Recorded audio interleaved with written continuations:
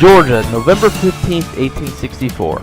The American Civil War had been raging on for 3 long, bloody years. Hundreds of thousands of soldiers on both the Union and Confederate armies had been killed throughout the numerous battles of the war. Along with diseases and injuries sustained in combat, there seems to be no end in sight to the endless killing.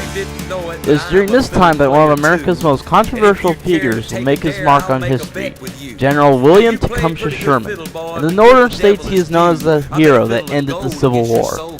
To the south, however, he is considered the devil reincarnated, as he used strategies and battle tactics that can be considered war crimes in modern times.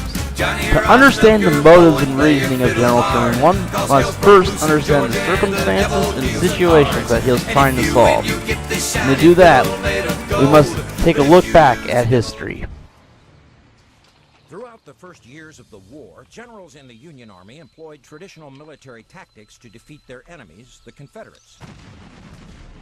They often slugged it out with the rebel army by sending in waves of troops. By doing that, the Federals hoped to choke the life and the fight out of the Southerners. While their methods were working, the war was being won in a long, slow, and extremely bloody manner.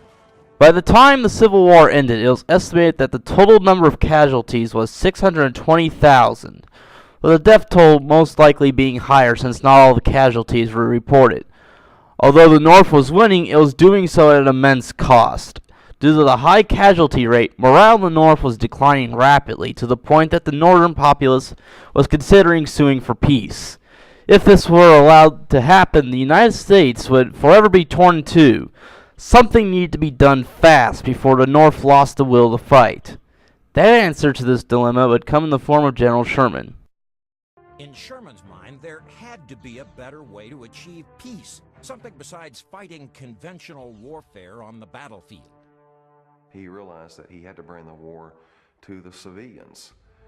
It was not only two armies against each other and two governments against each other, but two peoples against each other. And he proposed that if you could defeat the population, their will, the psychological effect would be devastating on the Confederate soldiers.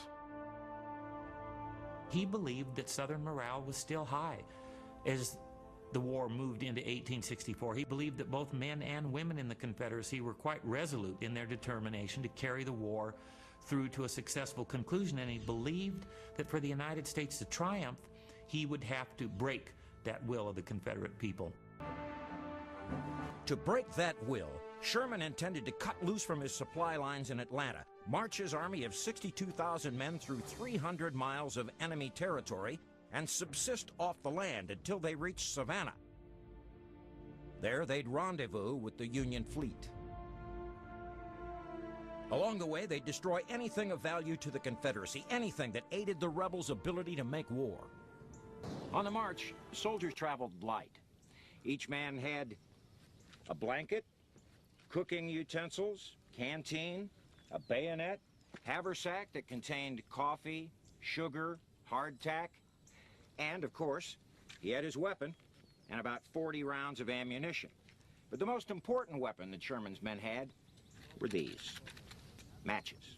With these, they could light a torch, usually something like this, just a crude stick wrapped in burlap, sometimes dunked in kerosene or tar. And with a torch like this, they could burn down ammo dumps, structures, homes, buildings, enemy supply areas, and that's what they did. In Sherman's march to the sea, this simple piece of wood wrapped in burlap would become the Union Army's most devastating weapon against the Confederate civilians. Armed with torches and other implements of war, Sherman's army proceeded to burn the state of Georgia, starting with Atlanta. The march to the sea began in a blaze. On the night of 15 November 1864, General William Tecumseh Sherman ordered his men to torch anything of military value in Atlanta, the so-called workshop of the Confederacy. Instantly, Yankee troops set fire to railroad depots, foundries, and factories used to outfit the enemy's armies. A grand and awful spectacle is presented to the beholder in this beautiful city, now in flames. The heaven is one expanse of lurid fire. Those were the observations of Major George Ward Nichols, one of Sherman's aides. The blaze destroyed a full quarter of the city, including the business district and some private homes, a scene that would be repeated along the march. The burning of Atlanta also seared into memory an image of Sherman's march that's as obscured by myth as Atlanta was. With Atlanta little more than a burned-out shell of its former self, Sherman proceeded to create a swath of destruction 40 to 60 miles wide, starting from Atlanta and ending in Savannah. The impact Sherman's march had on the South was devastating.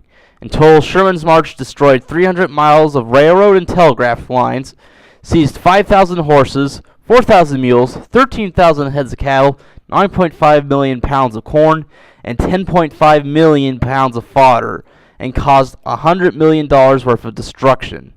That would be $1.378 billion in property damage in current dollars. It was a major change in strategy. By targeting civilians and breaking their will to fight, Sherman made the Civil War a total war.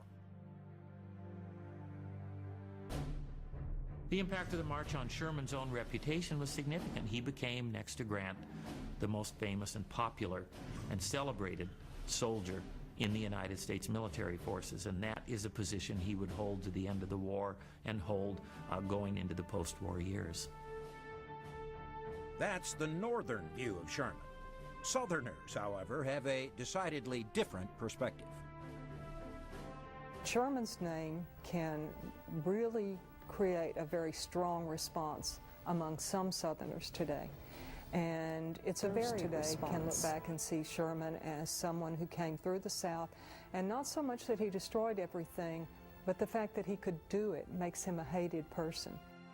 Despite the fact that Sherman killed much fewer people than Lee and Grant, still he's the great villain. And I think the reason he's a villain is because in the kind of warfare that Grant and Lee fought, even if you lose and you die, there's some glory, there's some honor. But in trying to stand in front of Sherman, it's nothing but humiliation. And so Sherman humiliated the South, and that's the reason he is so disliked. Now, Sherman may not be considered a saint, but he was most certainly not the villain that the South made him out to be. Sherman was a soldier doing his duty to end a war that was having brothers killing each other. His tactics may have been thought as uncivilized by some and considered barbaric by others, but that is the nature of war itself. War is not like a game of Call of Duty where if you die you can be revived. Instead, war is quite literally a fight for survival.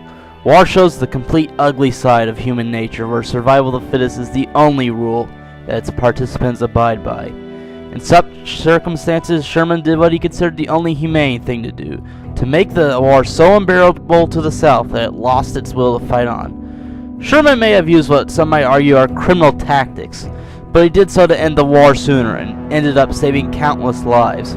Railroads can be and were rebuilt. Atlanta rose from the ashes and today is one of the most prominent cities in the South. Crops grew where blood was spilled. To the families and wives and children of the returning soldiers, life was more precious than material goods. As a result, Sherman is a hero, for he did what needed to be done at a time when no others had no practical solutions to end the killing and unite a nation.